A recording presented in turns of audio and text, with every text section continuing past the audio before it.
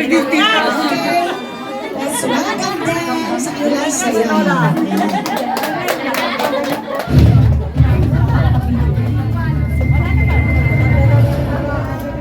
Seryoso si Nadia, oh.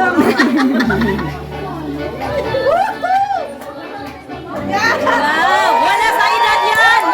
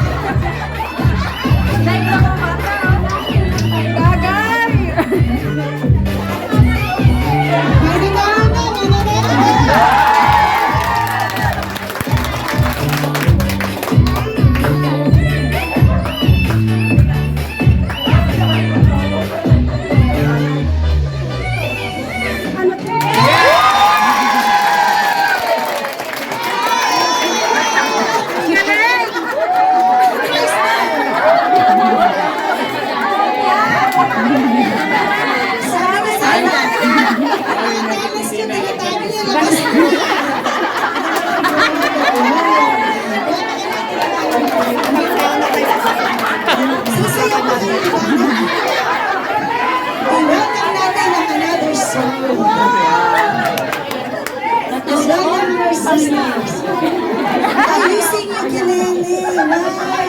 Ano ba yan? Palakpakan natin ang mga kapatid natin. Oh, ukulele. May ukulele. Ay, sa'yo eh. Ukulele. Kailangan niyo ng upuan? Upuan niyo natin sa upuan. Palakpakan natin ang ating mga kapatid. Madam Jo! Jo! May papalit na sa'yo. May kalaban. Buti na yan. Oh, wow. Bigyan natin ng palakpak si Virgin. Hindi ko alam wala silang dalang ukulele ngayon. May dala na sila. Ted na. Wow. Ito pa na talaga pwede.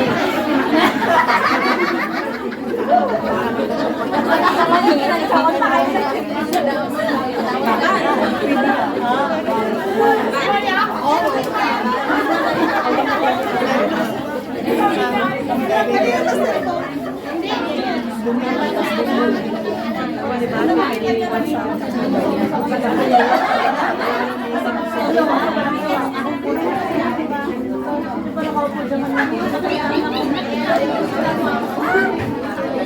Sige na, pati bigyan natin sila ng palakpakan.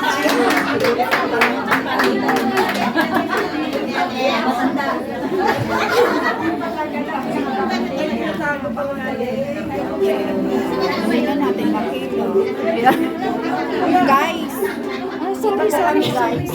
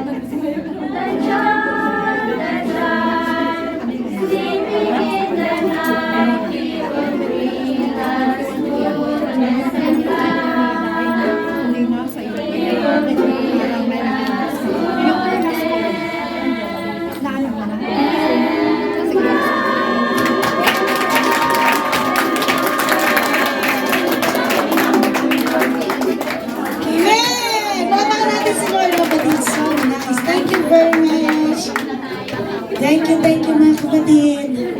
Thank you so much. Thank you very much.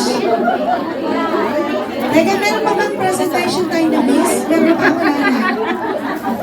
Natapos na lahat? Nakapag-present ka lahat? Wala na, no? Tapos na lahat. Okay. Igigilid na natin ang mga chairs kasi mga palaro na sa gitna. Pilit yung chairs, maglalaro ulit. Let's proceed to the game portion. Mga anak nila maglalaro yan.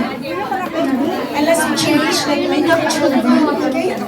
Let's become children now. We will play, okay? Sayaw. Ito nga ka, nabulot ko. Sige, igilid na po natin kasi Wala naman na sa harap ko. yung mga gamit ko, kaya mabis ko pagtabi-tabihin ko sa gamit ko.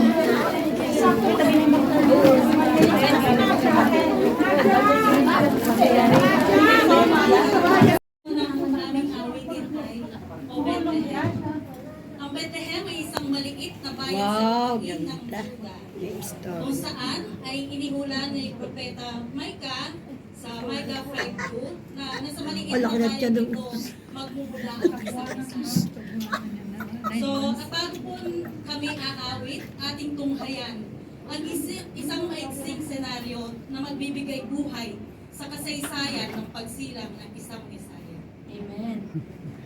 At dumating ang araw ng panganganak ni Maria doon sa maliit na bayan ng Bethlehem. Karaniwan lamang ang araw na iyon, parang katulad lang ng mga gabing nagdaan. Maliwanag ang ningning ng mga bituin. Lubhang abala ang mga tao. Sa parang ay naroon pa ang mga pastor na nagbabantay sa mga kawan ng lupa. Naglalakad sina Jose at Maria.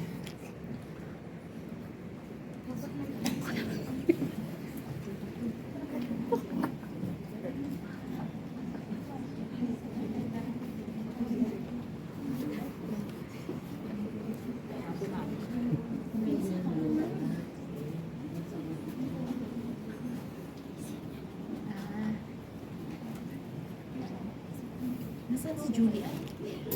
Ano mo, nasa harap.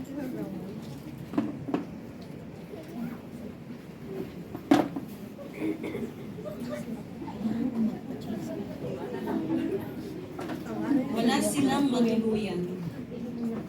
Bakit ganito? Nasaan ang mga tanda ng pagsilang ng isang hari? Nasaan ang gwardyadong palasyo at kama?